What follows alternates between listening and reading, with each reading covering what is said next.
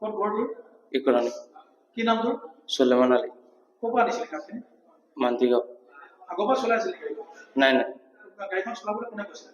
মোক গাড়ী টুকুৱে কৈছে। তোকো কি লিখে? টুকু আলী। তোৰ ক'ৰ হয় তেওঁ? ইকৰাণীৰ। কিমান আছিলে কাঠ? কাঠ আছিল 20-22 পিছ মান আছিল নেকি। মানে ক'লৈ নিবলৈ কৈ আছিলে? এইটো নদী কিনাৰত। নদীৰ ধনশিৰি নদী অঁ কিনাৰত? অঁ, মানে ডিমাপুৰ লৈ যোৱা হেৰি কৰিছিলে? সেইটো ক'ব নোৱাৰো, খালি কৈছো নদী কিনাৰত লৈ যে তাত মানুহ আছে। তোক কিমান খুৰাকে কিমান দিন কৈছিল? হাজিৰা দিলো, কিমান হাজিৰা? 500 টকা দিলো। মানে তই আজি এইবাৰ প্ৰথম চলাইছ নেকি? অঁ টুকুৱালি তোক ফোন কৰিছিল?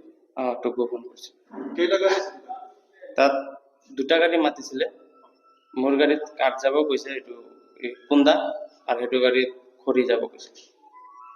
গাড়ীখন এইটো পিছতে ওপৰত লগাই দিছে। এছবি বৰ্ড লগোৱা আছে গাড়ীখনত, এখন গাড়ী তুমি চলাইছিলা? অঁ অঁ, সেইটো চলাইছে। এছবি বৰ্ড লাগি থকা অৱস্থাত তুমি কেনেকৈ চলাইছিলা? ইমান নাজানো না, ইমান জানিলে আৰু এছবি বৰ্ড লাগি আছে, তুমি সেইটো নাজানা? তুমি গাড়ী চলাইছা? ঘৰৰ পৰা ওলাই আনিছো না, মই চাইছো। দৈনন্দিন কিমান কেনেকে গাড়ীবিলাক? ফাৰ্ষ্ট টাইমে আহিছে সিহঁতৰ লগত।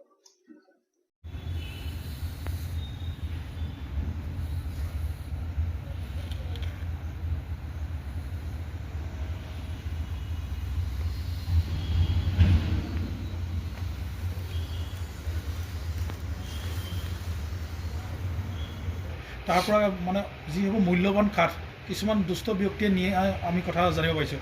আজিও আপোনালোকে তেনেকৈ এজন কৰায়ত্ব কৰিছে। ক'ৰ পৰা কেনেকৈ কাঠখিনি জব্দ কৰিছিল অলপ জনাব নেকি? সকলো আমাৰ মিডিয়া বন্ধুসকললৈ প্ৰথমতে নমস্কাৰ জনালোঁ।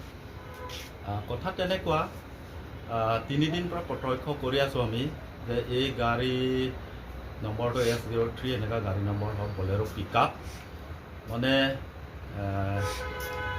কাঠ কঢ়িয়াই 3 দিন পৰা চলি আছে। তাৰ পাছত আমি ভাবিলোঁ এইটো আগফালে লগাই থৈ দিছে এই SCBৰ কিবা এইটো কিবা চিম্বলটো, বৰ্ডখন লগাই থৈ দিছে। আমি ভাবিছোঁ এইটো SCBৰ কাম হ'ব, SCB যে ক'ৰবা জংঘলত খৰি চৰি কাটে, এই গছ কাটে নহয়, লাইন তৈয়াৰ কৰা, এইটো গছহে নেকি বুলি। কিন্তু আজি দেখিলোঁ নহয়, চেগুন, মূল্যৱান চেগুন গছ লৈ আনি আছে। এতিয়া ৰাস্তাটো আজি সন্দেহ হ'ল যে ইমান 3 দিনটো আহি আছে এইটো গাড়ী, আজিতো চাম বুলি আমি ধৰিলোঁ। ধৰাৰ পাছত ৰখালোঁ গাড়ীটো। গাড়ী ৰখোৱাৰ পাছত চালোঁ পুৰা চেগুন গছ ভৰ্তা। এতিয়া আমি সুধিলোঁ, এটাৰ ভাই তুমি লৈছে, ব্যৱহাৰ কৰিছে, কিবা কৰিছে না, ক'ৰ পৰা কি কেনেকুৱা আনিছে। তথাপিও দিয়ক তেতিয়াহ'লেতো আপোনালোকেতো চেগুন যদি তাৰ পৰা আনিছে, এতিয়া ফৰেষ্ট ডিপাৰ্টমেণ্টৰ পৰা বা ডিপাৰ্টমেণ্টৰ পৰা কিবা এটা নথি পত্ৰটো থাকিব লাগে। যেনিবা কাউন্সিলে কিবা এটা অৰ্ডাৰ দিয়ে, ডিপাৰ্টমেণ্টৰ পৰা অৰ্ডাৰ দিয়ে, টিপি চালান এইবিলাক দিয়ে। কিন্তু এইবিলাক আমি চাব বিচাৰিছিলোঁ, কিন্তু মোৰ চোৱা অধিকাৰ আছে নাই ক'ব নোৱাৰোঁ। কিন্তু দেখা ভাই, তেতিয়া যদি আছে তেতিয়াহ'লে তুমি যোৱা। এখেতসকলে দিবলৈ অমান্য হৈছে, আৰু লগতে এখেতসকলে নাই বুলি ক'লে। তাৰ পাছতে আমি গম পালোঁ এনেকুৱা নাই হ'লে 3 দিন পৰা লৈ আছে, এইটোতো কথাটো বেয়া হৈছে। তেতিয়া আমি চালোঁ, তাত গাড়ী আগতে চালে SCB চিম্বলটো আছে। এতিয়া আমি ভাবিলোঁ SCBৰ এনেকুৱা পৰা যদি 2 নম্বৰ এইটো বস্তু কাঠবিলাক লৈছে, এইটোতো সাংঘাতিক হৈ আছে। গতিকে আমি SCB কৰ্তৃপক্ষকো আমি ইনফৰ্ম কৰিলোঁ, এখেতসকলে আহিছে। তাৰপৰা লগতে আমি ফৰেষ্ট ডিপাৰ্টমেণ্টক জনালোঁ, নিকটতম আমাৰ এই Bokajan range, Stan range Bokajan, এখেত কৰ্তৃপক্ষ কাঠখিনি কাৰ কিবা গম পাইছিলে নেকি? আহিছে। কাঠটো পাছত গম পালোঁ, এই নেপালী মানুহ এজনৰ লামা বুলি কয়, এওঁৱে বিক্ৰী কৰিছে বুলি কৈছে। কাক বিক্ৰী কৰিছিলে? এইটো কি আলি না কি কয়, টুটু আলি না কি কয়, টুকু আলি না কি কয়, এখেতক বিক্ৰী কৰিছে। বোকাজানৰ হয় নেকি? বোকাজানৰ হয়। ঘৰটো আমি কয় ইকৰাণী বুলি কয়। ইকৰাণী, এখেতসকলে নতুনকৈ নামাকৰণ কৰিছে, গাঁৱৰ নামটো ইছলামপুৰ বুলি। এখেতসকলে মানে এইটো গাঁৱৰ বাসিন্দা হয়। আমি পাছত চাইছোঁ তুমিতো এনেকুৱা কৰিব নালাগে, জনা শুনা মানুহ, ফৰেষ্টৰ পৰা যিকোনো ৰেভিনিউটো দিব লাগে, ৰেভিনিউ দিলেহে আমাৰ কাউন্সিল ৰেভিনিউ পালে আমাৰ কিছু কাম কাজ আগবাঢ়িব, কাউন্সিল ৰেভিনিউ পালে আমাৰ ডেভেলপমেণ্ট হ'ব। এইবিলাক কথা ক'লোঁ এখেতক বুজাই কেনে, নাই বোলে আমিতো এইবিলাকতো নাজানো বোলে, আমি কিনিছোঁ এইটোহে লৈ গৈ আছে। দীৰ্ঘদিন ধৰি এইটো কাৰোবাৰ কৰি আছে নেকি কাঠৰ কাৰোবাৰ লগত জড়িত?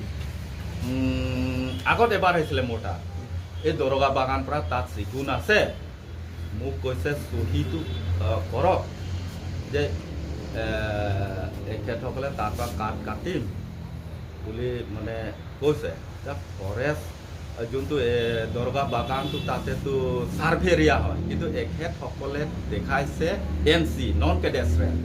নন কেডেষ্ট্ৰিয়েলটো ইয়াতো নাই।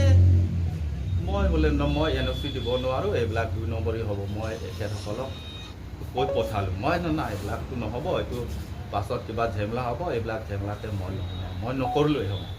এই সময়ৰ পৰা কৰি আছে চাগে, কিন্তু মই দেখা নাই যে প্ৰত্যক্ষ হোৱা নাই। কিন্তু আজিতো চাইছে, ধৰিলোঁ আমি গাঁৱৰ ৰাইজে ধৰিছে, মই আছিলোঁ লগত, ৰাস্তাতে পুৰা মেইন ৰোড আছিলে।